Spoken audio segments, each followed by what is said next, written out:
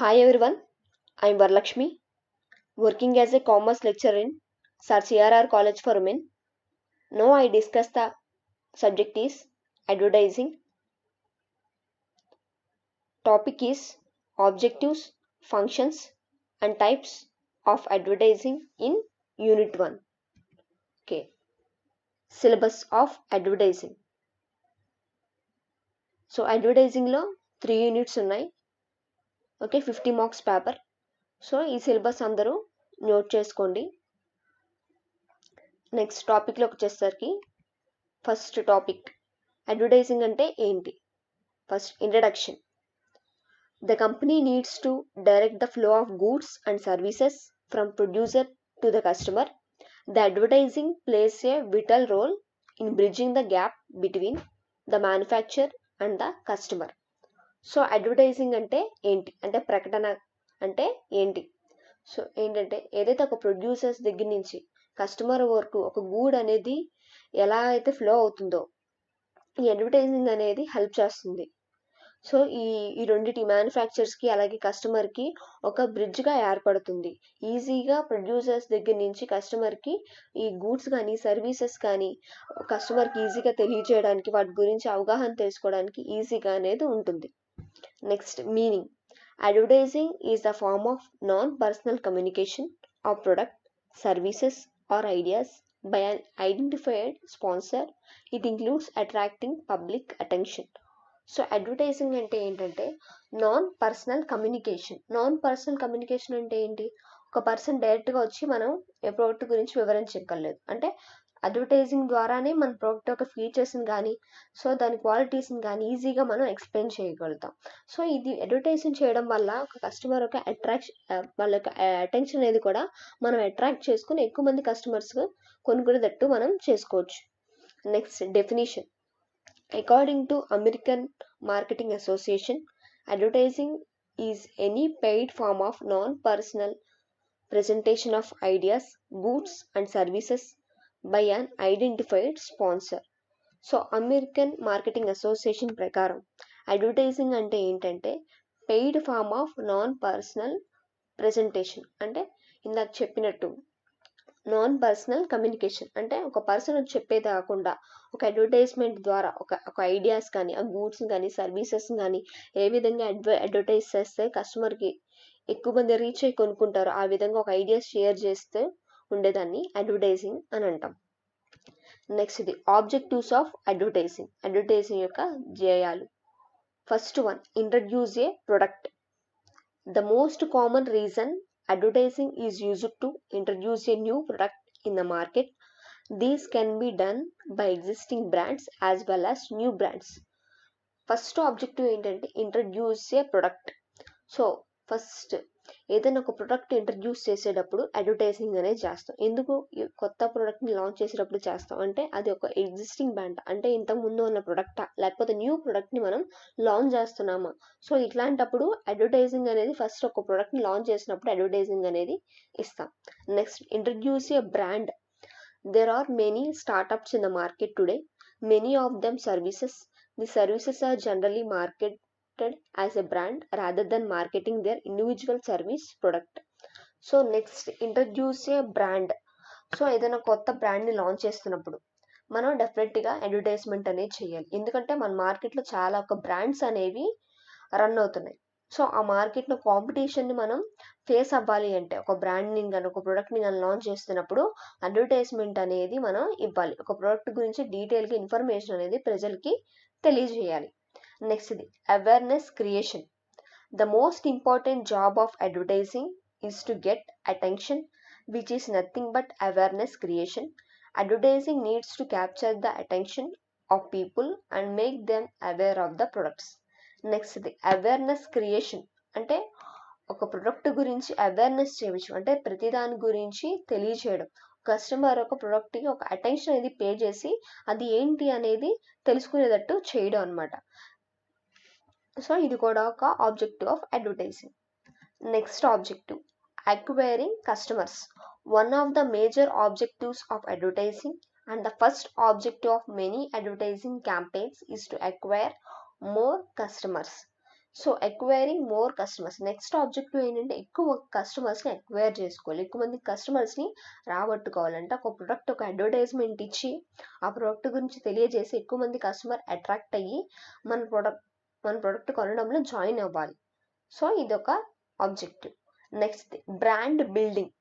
When a brand regularly advertises and delivers quality product and fulfill the promises to make, automatically the value of the brand is built. Next brand building అంటే ఏంటంటే ఒక product అనేది మనం రెగ్యులర్గా advertisement ఇస్తూ ఒక quality of ప్రొడక్ట్ని customer అందజేస్తున్నాం అనుకోండి. సో దాని బ్రాండ్, ఒక ప్రొడక్ట్ బ్రాండ్ అనేది ఎప్పటికప్పుడు పెరుగుతూనే ఉంటుంది. సో ఎప్పటికప్పుడు దాని బ్రాండ్ అనేది పడిపోకుండా స్టాండర్డ్గానే ఉంటుంది.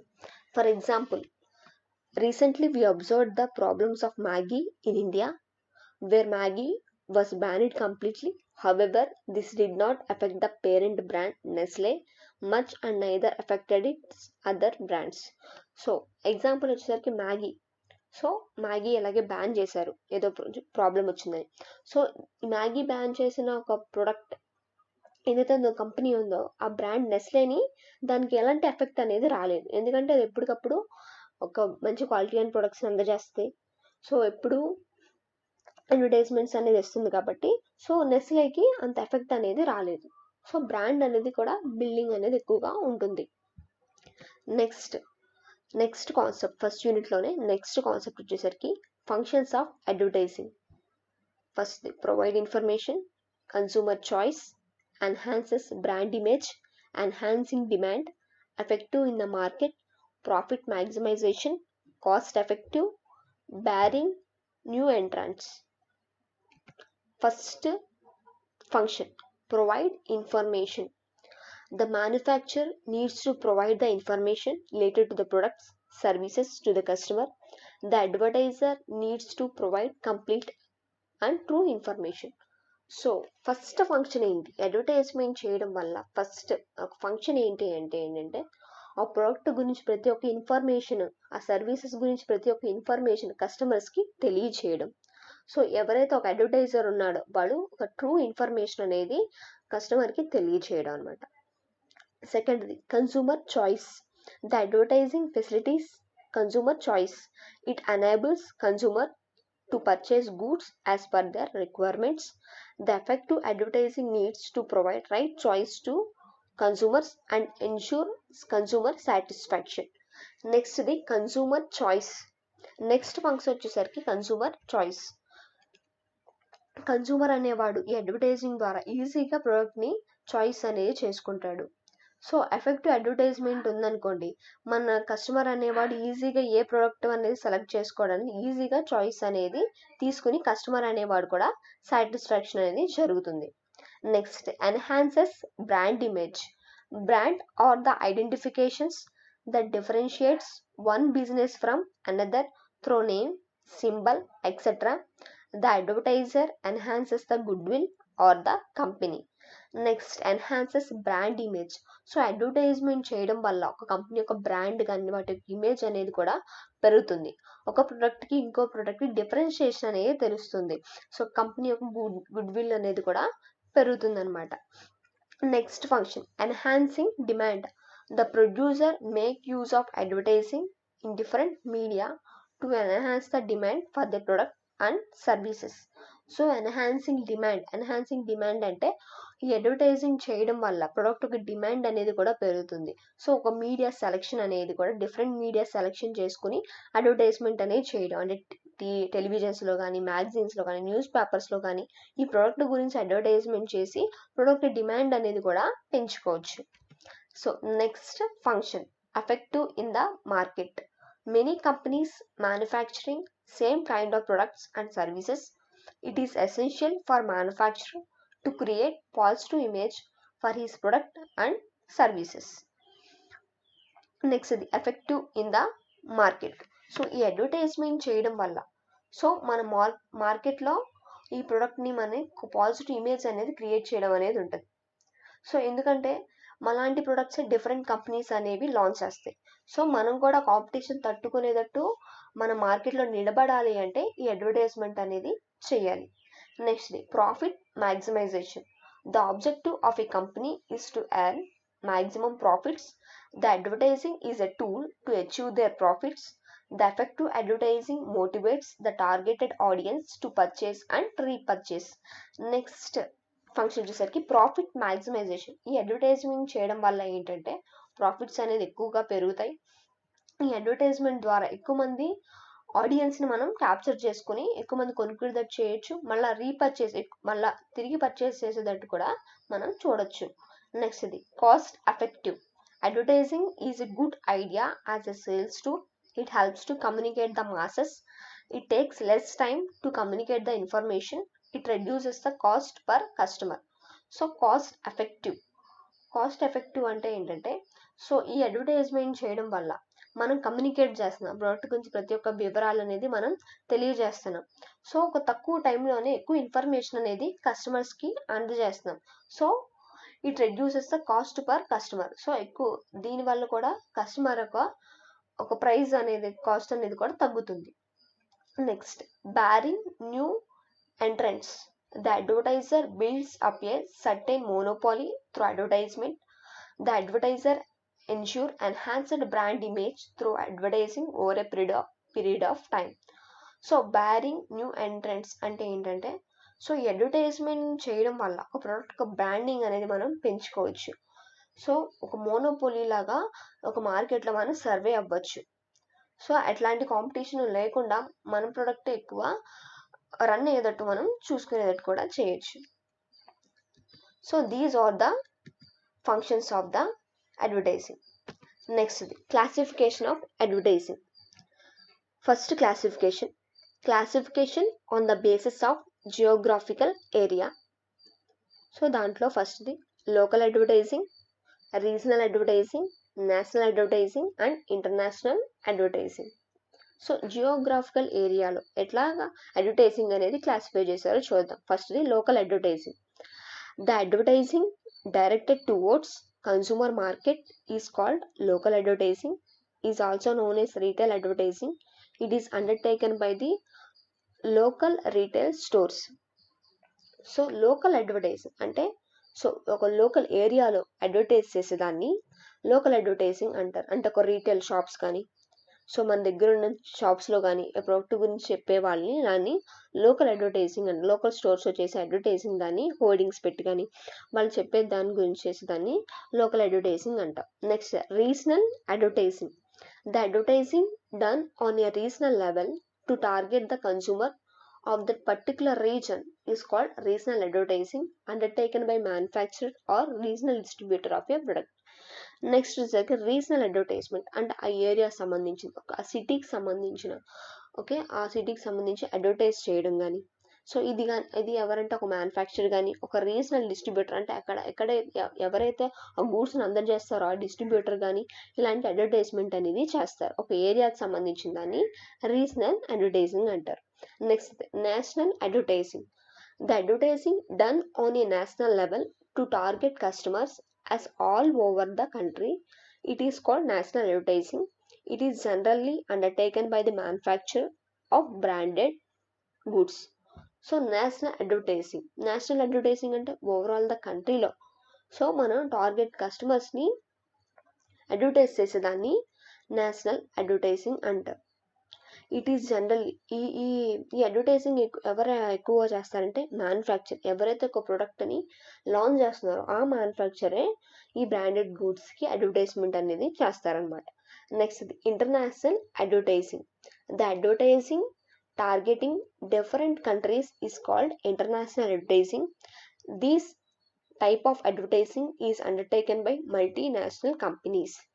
సో ఇంటర్నేషనల్ అడ్వర్టైజింగ్ అంటే ఏంటంటే ఓవరాల్ ద వరల్డ్ అనమాట. అంటే విత్ ఇన్ ద కంట్రీ కాకుండా డిఫరెంట్ కంట్రీస్లో మనం ఒక ప్రోడక్ట్ని అడ్వర్టైజ్ చేసేదాన్ని ఇంటర్నేషనల్ అడ్వర్టైజింగ్ అంటాం. దీన్ని మల్టీనేషనల్ కంపెనీస్ అనేవి అడ్వర్టైజ్మెంట్ అనేది చేస్తుంది. Next classification on the basis of audience. First one consumer advertising, industrial advertising, trade advertising, professional advertising. The advertising can be classified on the basis of audience. Consumer అడ్వర్టైజింగ్లో చూడండి, The focus of this type of advertising is towards the consumers of the product. All types of consumer products need to continuous and intensive advertising using various appropriate media.